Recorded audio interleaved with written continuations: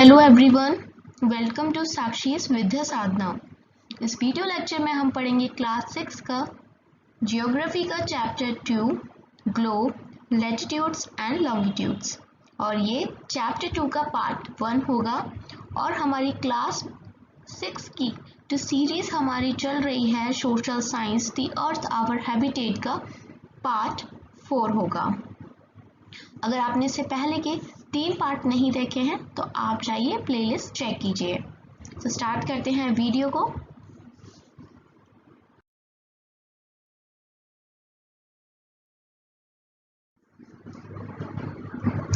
Globe, latitudes and longitudes. In the previous chapter you have read that our planet Earth is not a sphere. हमने जो chapter 1 पढ़ा इसमें हमने जाना कि जो अर्थ है वो एक स्फीयर नहीं है, तो फिर वो क्या है। हमने एक शेप का नाम भी पढ़ा था, दैट इज जियोइड। अर्थ का जो शेप है वो जियोइड है, ना कि स्फेरिकल। आगे देखेंगे, it is slightly flattened at the north and south pole and bulge in the middle. अब इसको हम जियोइड क्यों कह रहे हैं, क्योंकि जो सर्कल होता है वो नॉर्थ और साउथ पे फ्लैटेंड नहीं होता। ये देखिए, इस जगह पे ये फ्लैट है इस तरह से और यहाँ पर भी फ्लैट है, और जो इसका मिडिल का पोर्शन है ये बाहर की तरफ निकला हुआ है। इसी शेप को हम जियोइड करते हैं। Can you imagine how it looks? क्या आप इमेजिन कर सकते हैं ये कैसे दिखता होगा? अगर नहीं कर सकते तो पिक्चर आपके सामने है, ये रही, ये रहा ग्लोब। कुछ इस प्रकार दिखता है। You may look at globe carefully in your classroom to get an idea. Globe is a true model of the earth. हम कह सकते हैं कि अर्थ का एक ट्रू मॉडल है, मतलब एक छोटा मिनिएचर फॉर्म है अर्थ का। कौन? ग्लोब। तो अगर कोई आपसे पूछे कि ग्लोब क्या है तो आप बता सकते हैं simply, globe is a true model, या फिर हम कह सकते हैं मिनिएचर फॉर्म ऑफ अर्थ। अर्थ का एक छोटा रूप होता है ग्लोब। ये अर्थ ही तो है। ये क्या दिख रहा है आपको? अर्थ ही तो है। Globes may be varying size and types. Big ones which cannot be carried easily, small pocket globes and globe-like balloons which can be inflated and are handy and carried with ease. Market में different types के globe, कुछ globes होते हैं जो size में बड़े होते हैं, कुछ ग्लोब साइज में छोटे होते हैं, और कुछ ऐसे होते हैं जो बलून्स की तरह हम उन्हें अपने पॉकेट में रख सकते हैं, और जब इनका यूज होता है उन्हें हम फुलाकर यूज कर सकते हैं अपनी सुविधा के अनुसार। तो डिफरेंट टाइप्स के ग्लोब मार्केट में अवेलेबल होते हैं। ग्लोब फिक्स्ड नहीं होते हैं। The globe is not fixed. Fixed मतलब जैसे कोई चीज अगर ये ग्लोब है और ये फिक्स्ड है तो ये अपनी जगह से, इस जगह से यहाँ जहाँ भी ये जगह पे है इस जगह से हिलेगा नहीं। लेकिन ये देखिए, ये रोटेट हो सकता है। ये जिस तरीके से यहाँ पर ये ग्लोब लगा है, अगर मैं चाहूँ तो इसको इस डायरेक्शन में या फिर इस डायरेक्शन में इस ग्लोब को घुमा सकती हूँ। It can be rotated the same way as a top spin or potter's wheel is rotated. आपने देखा है कुम्हार मिट्टी के घड़े बनाता है, तो जिस तरीके से वो व्हील को घुमाता है उसी तरीके से हम इस ग्लोब को भी घुमा सकते हैं। बहुत ही सिंपल है। आगे देखेंगे, on the globe countries, continents and oceans are shown in their correct size. अब करेक्ट साइज का मतलब ये नहीं है कि इंडिया के इतना ही छोटा है जितना यहाँ पर हमें दिख रहा है, ऐसा नहीं है। साइज का मतलब ये है कि अकॉर्डिंग टू वर्ल्ड में जितना हिस्सा इंडिया को मिलना चाहिए ग्लोब पे उतना ही दिखाया जाता है। ठीक है, क्या क्या होता है ग्लोब पर? कंट्रीज, कॉन्टिनेंट्स, ओशियंस, ये सारी चीजें देखिए। ब्लू में क्या है? ये ओशियंस है ना सारे, और जो ग्रीन वाला एरिया है ये हमारे कंट्रीज हैं, यानी कॉन्टिनेंट्स हैं।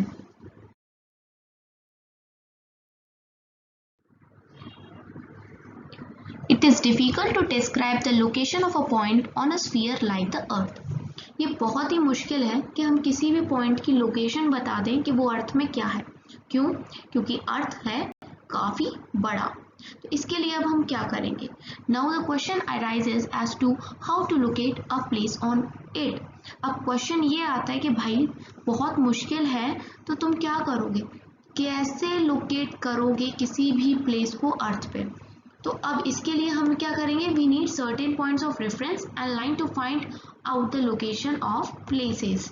तो इसके लिए हमें दो चीज चाहिए, रेफरेंस चाहिए पॉइंट का और लाइंस चाहिए। ठीक है, अभी ये कैसे चाहिए, क्या चाहिए, मैं आपको आगे बताऊंगी, इसके लिए आप बिल्कुल परेशान ना हो। You will notice that a needle is fixed through the globe in a tilted manner, which is called its axis. आपने नोटिस किया होगा, अभी मैंने आपको ग्लोब दिखाया था थोड़ी देर पहले कि उसमें ऊपर नीचे दोनों साइड में एक नीडल फिक्स रहती है और वो थोड़ा सा ग्लोब जो है वो झुका हुआ भी होता है, टिल्टेड मैनर में रहता है और उसी के थ्रू वो घूमता भी है। अभी आपको ग्लोब दिखाती हूँ। ग्लोब को बुलाया जाए, ग्लोब आ गया। अब देखिए, ये पहले तो ये देखिए, अगर ये सीधा होता तो यहाँ होती सुई और यहाँ होती और ये कुछ इस तरीके से हमें दिखता, बट ग्लोब असल में ऐसा नहीं है। ग्लोब भी थोड़ा सा टेढ़ा झुका हुआ है और यहाँ पर एक सुई लगी है, दैट इज जिसको हम नीडल कह रहे हैं, और यहाँ भी लगी है। असल में ये क्या है? ये है नॉर्थ और ये है साउथ। इसे कहेंगे ऊपर वाले को नॉर्थ पोल और नीचे वाले को क्या कहेंगे? साउथ पोल कहेंगे। ठीक है, इस चीज को आप थोड़ा याद रखेंगे। अब आगे देखेंगे कि जब हम इस ग्लोब को घुमाना चाहेंगे तो ये ग्लोब घूमेगा ना, क्योंकि ये फिक्स नहीं है। इस तरीके से यहाँ पर नीडल लगी हुई है और इजीली जो ग्लोब है हमारा वो घूम पाएगा। आगे पढ़ते हैं। The globe can be moved around this needle from west to east just as the earth moves. But remember, there is a major difference. The real earth has no such needle. It moves around its axis, which is an imaginary line. अब अगर हम इस वाले globe की बात करें तो आप इसे इस डायरेक्शन में घुमा सकते हैं। ठीक है, फिर ये इधर जाएगा और इस तरह से गोल गोल घूम सकता है।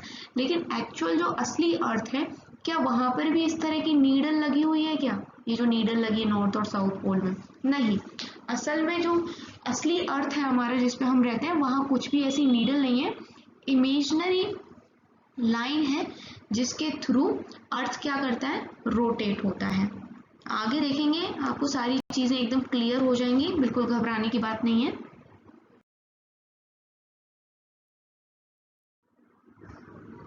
ये देखिए, अब आपको एक एक्टिविटी करनी है जो आप इजीली घर पे कर सकते हैं और इससे आपको बहुत कुछ समझ में आएगा। Take a big round potato. आपको क्या करना है? एक पोटैटो लेना है, अच्छा बड़ा सा गोल गोल सा, उसके अंदर से आपको क्या है? नीडल लगा लेनी है। ठीक है, अंदर होके। अब नीडल को आपको ऐसे मानना है कि नीडल क्या है? एक एक्सिस है, जैसे कि हमने ग्लोब में देखी, और आपको फिर उसी एक्सिस के अराउंड, जैसे मान लीजिए ये रहा आलू, एकदम तो गोल होता नहीं कुछ ही, हमने इसके बीच में से क्या करा है? एक नीडल आर पार कर दी है ये।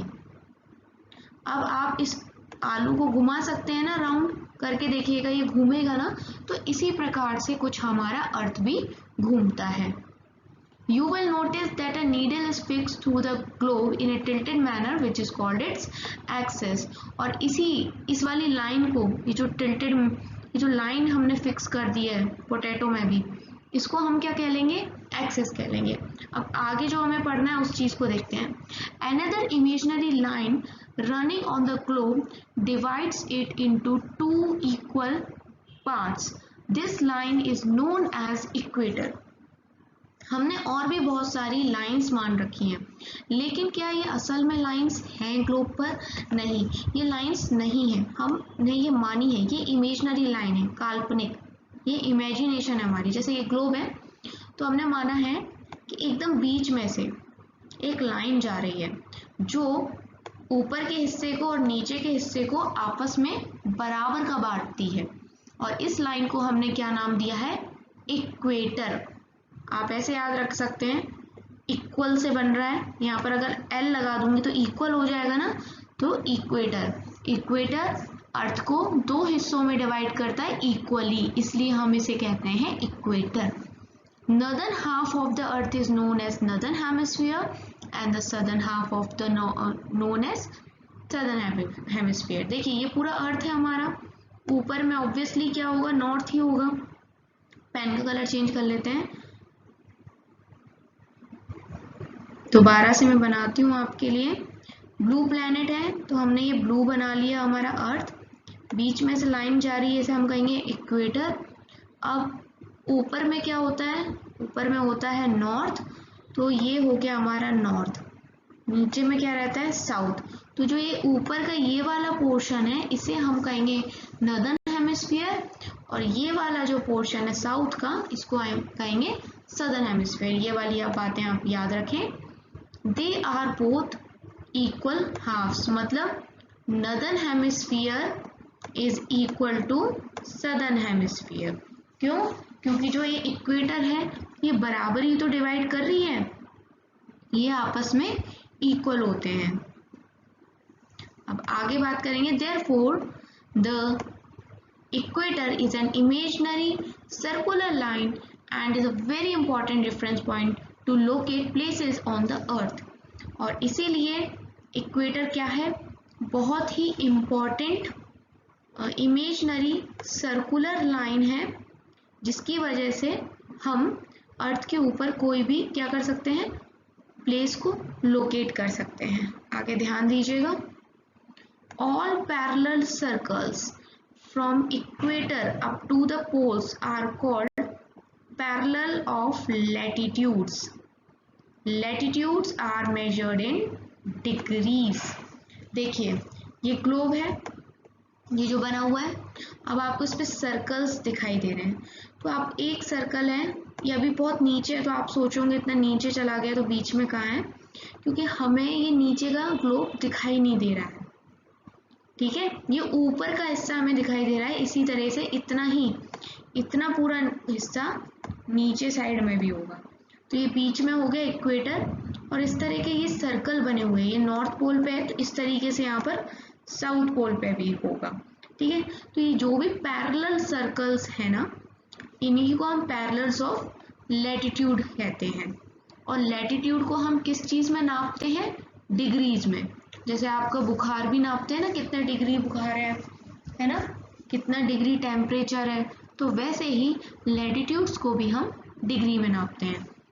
The equator represents the 0 degree latitude, और इक्वेटर कितने पे होता है, 0 डिग्री। यहाँ पर मान लीजिए कितना होगा, 0 डिग्री होगा, 0 डिग्री पे इक्वेटर है। ये चीजें आपको याद रखनी है, एक दो बार रिवाइज करेंगे तो सब चीजें आपको याद हो जाएंगी। Since the distance from equator to either of the pole is 1/4 of a circular round the circle। अब देखिए ये क्या बोल रहा है कि जैसे ये पूरा हमारा ग्लोब है और बीच में हमारा इक्वेटर है, तो ये बोल रहे हैं कि ऊपर यहाँ पर क्या है, नॉर्थ पोल, एन लिख देते हैं, और ये जगह हो गई हमारी साउथ पोल, एस लिख देते हैं। तो यहाँ से इक्वेटर से नॉर्थ पोल का डिस्टेंस मान लो, या फिर इक्वेटर से साउथ पोल का डिस्टेंस मान लो। ये कैसा है, 1/4 है। किसके 1/4 है, लेकिन 1/4 है सर्कल राउंड द अर्थ के। मतलब अगर आप पूरा अर्थ का इस तरह से पूरा एक सर्कल लेते हैं तो इसका 1/4 कर देंगे, उतना डिस्टेंस है इक्वेटर से नॉर्थ पोल का, या फिर कह लीजिए इक्वेटर से साउथ पोल का। तो ये पूरी बात रही। आगे देखिए, it will measure 1/4 of 360 degrees. अब 360 डिग्रीज ही क्यों, क्योंकि मैथ्स में आप पढ़ेंगे, अगर आपने अभी तक नहीं पढ़ा, कि एक जो सर्कल होता है ना, ये टोटल 360 डिग्री का होता है, और अर्थ भी तो पूरा हमारा कुछ इसी प्रकार का है, सर्कल में, गोले में है, ठीक है। तो इसीलिए 360 1/4 किसका, हम 360 का करेंगे, क्योंकि हम 1/4 किसका कर रहे थे, राउंड द सर्कल का कर रहे थे। राउंड द सर्कल क्या हो जाएगा 360 डिग्री, इसलिए। और अगर हम इसको 1/4 करते हैं तो 4 1 जा 4 9 जा और 0, कितना आ गया 90 डिग्री आ गया। Thus 90 degree north latitudes mark the north pole and 90 degree south latitude marks the south pole। और इसीलिए ये जो नॉर्थ पोल है यहाँ पर 90 डिग्री आ जाता है, और यहाँ अगर हम साउथ में जाएं तो इस जगह पे क्या आ जाता है 90 डिग्री, और ये जो बीच वाला था ये क्या था इक्वेटर 0 डिग्री। यहाँ तक सारी बातें आई होप क्लियर हो गई होंगी।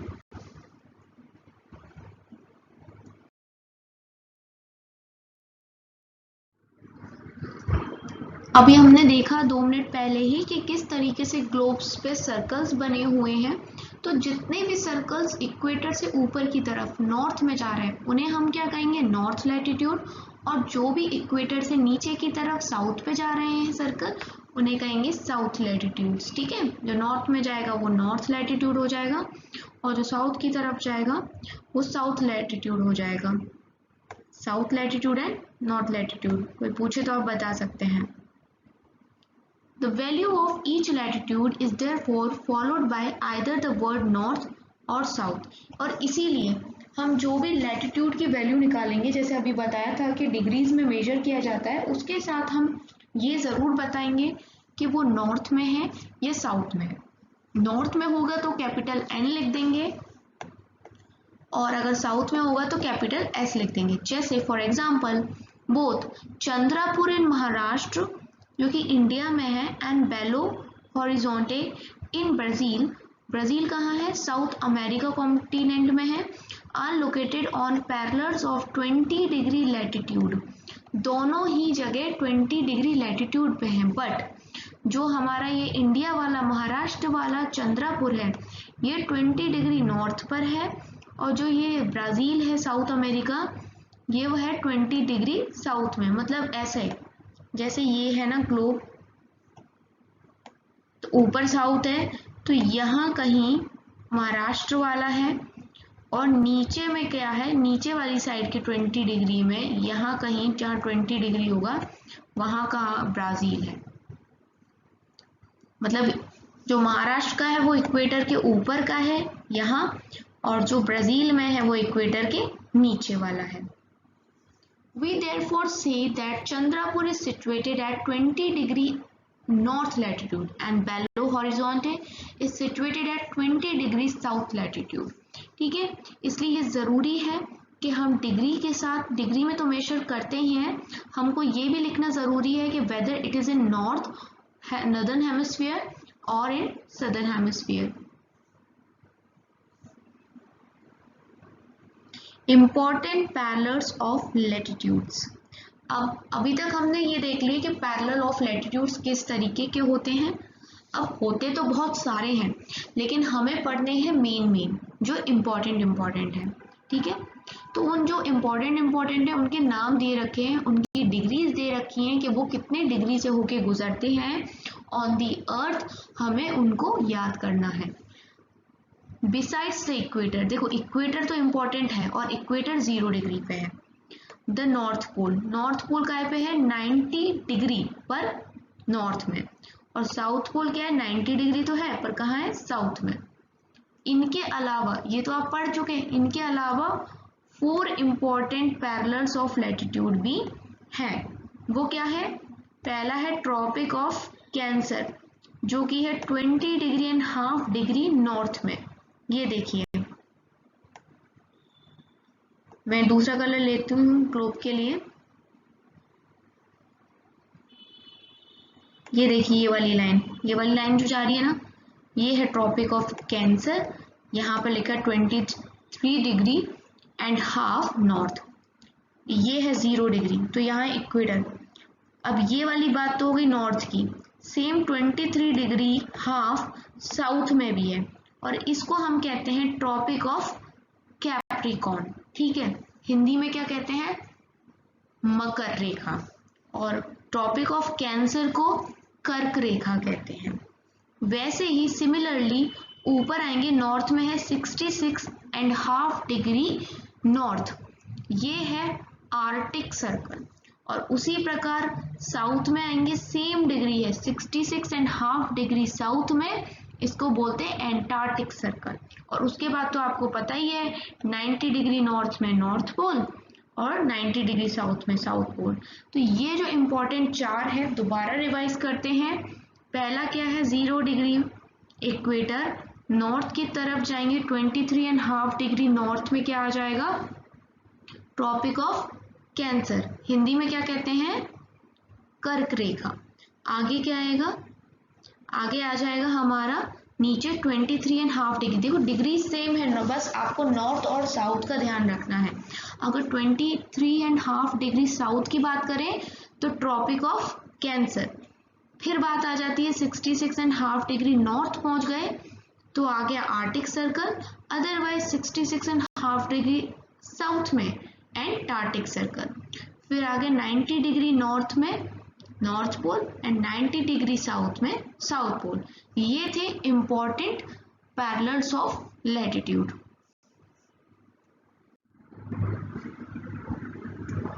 Thanks for watching Sakshi's Vidya Sadhana.